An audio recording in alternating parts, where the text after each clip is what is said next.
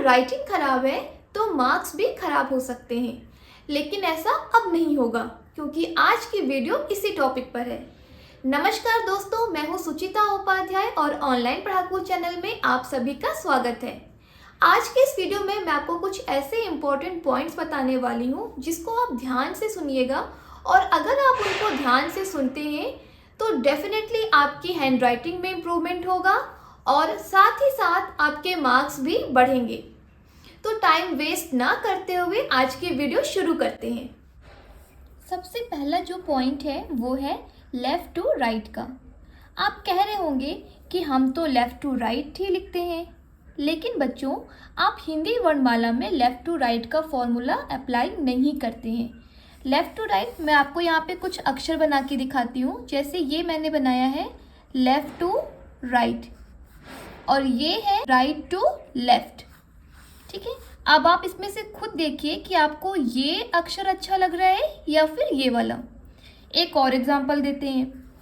मैंने ये बनाया लेफ़्ट टू राइट और ये है राइट टू लेफ़्ट। अब आप बताइए इसमें से कौन सा अक्षर आपको अच्छा लग रहा है। ऑब्वियस सी बात है, जो मैंने लेफ़्ट टू राइट का फॉर्मूला अप्लाई किया है वही अक्षर आपको अच्छे लग रहे होंगे।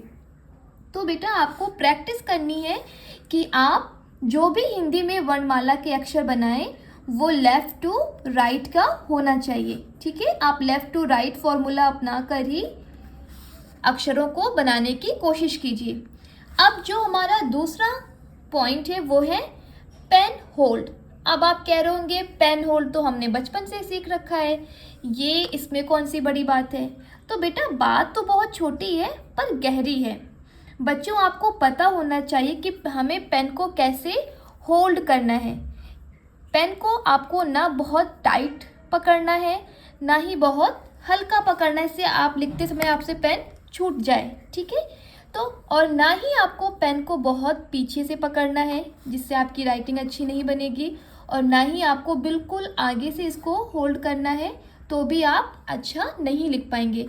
आप पेन यहाँ से ग्रिप करनी है थंब और इंडेक्स फिंगर का यूज़ करके, और बाकी सारे फिंगर्स इसके नीचे सपोर्ट पर होंगे। ठीक है, तो इस तरीके से आप कोई भी अक्षर ईजिली बना सकते हैं। इसके बाद जो पॉइंट है वो है हमारी शिरोरेखा सीधी होनी चाहिए। अब आप सोच रहे होंगे शिरोरेखा किसे कहते हैं। तो शिरोरेखा हम हिंदी अक्षर के ऊपर, हिंदी शब्दों के ऊपर जो भी लाइन लगाते हैं इनको बोलते हैं हम शिरोरेखा। ठीक है, शिरोरेखा। अब जैसे बहुत सारे बच्चे शिरोरेखा लगाते तो हैं, लेकिन वो शिरोरेखा इनकी ऊपर नीचे कहीं भी लग जाती है। मैं आपको कुछ बच्चों की नोट्स बुक दिखाती हूँ जिसमें आप देख सकते हैं कि उनकी शिरोरेखा टेढ़ी मेढ़ी होने के कारण उनकी राइटिंग को खराब बना रही है। तो इसीलिए आप जब भी हिंदी में लिखें तो उसकी जो शिरोरेखा वो बिल्कुल सीधी होनी चाहिए। आप इस तरीके से भी समझिए कि आपकी नोटबुक में ऑलरेडी लाइंस गिवन होती हैं, आपको सिर्फ उसी पर पेन चलाना होता है। अगर आप उसी पे फोकस करके पेन चलाएंगे तो आपकी शिरोरेखा टेढ़ी मेढ़ी या ऊपर नीचे नहीं होगी। मैं आपको यहाँ पर कुछ वाक्य लिखकर दिखाती हूँ। जैसे मेरी लिखावट में सुधार हो रहा है।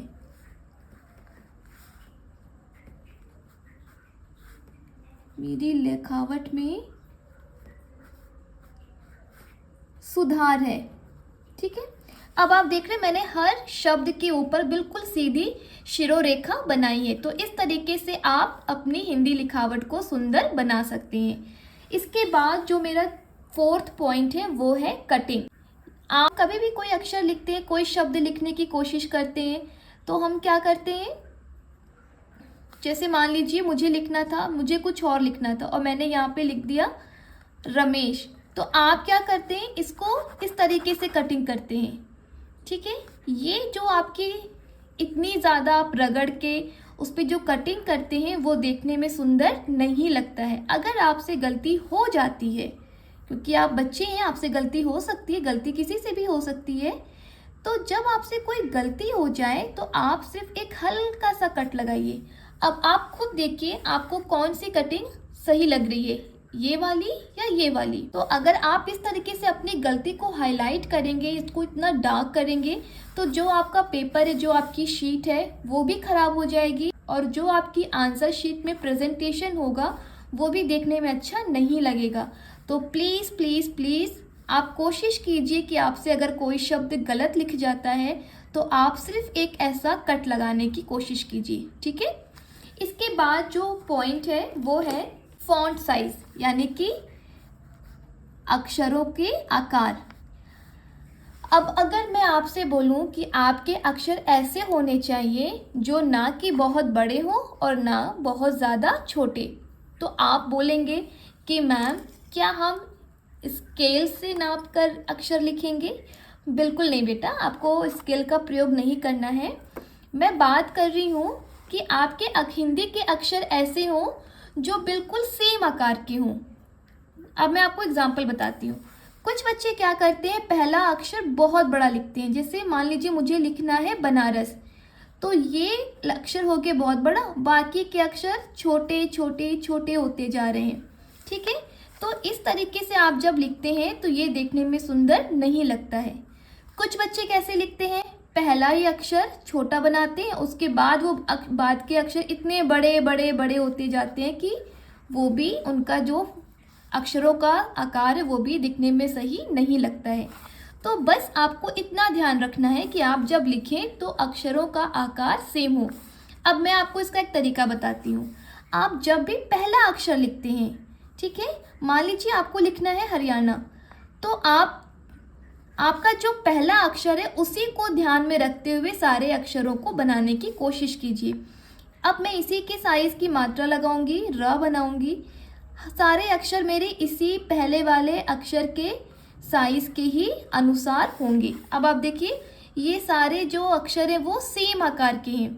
तो आपको सिर्फ ये देखना है कि आपका पहला ही अक्षर इतने परफेक्ट साइज़ का हो कि उसके बाद वाले अक्षर बराबर से उसी साइज़ के बन जाएंगे, ठीक है।